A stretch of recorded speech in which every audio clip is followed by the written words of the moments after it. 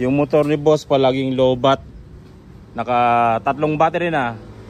Tapos ito, nagpalit sila ng knuckle bearing.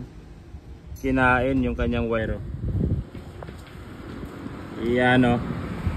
Hanggang dito sa knuckle bearing niya kinain.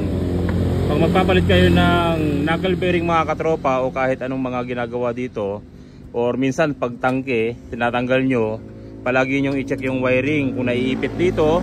Minsan yung mga iba na pag nagtatanggal ng tangke, pag magbabalik na ng tangke, naiipit yung wiring, hindi na kikita or hindi na sisita. Ito naman, nagpalit si boss ng knuckle bearing niya. Tingnan nyo, yung wire ng kanyang charger to, no? Charger tsaka phone holder, pero wala na yung phone holder niya. Pero kita nyo, naipit doon sa knuckle bearing. So kabit lang ng kabit, pero hindi tinitignan kung may mga naiipit. Iwasan nyo yung ganito kasi maaaring masira yung wiring natin. Siyempre magpapalit tayo ng buong harness kapag gumapang yung kanyang sunog o yung grounded. Lalo na kapag hindi nakalagay yung fuse or walang fuse. Pag ganito naipit, alanganin. So iano nyo mabuti, i-check mabuti bago isauli yung mga tinatanggal kung may naipit ba o wala.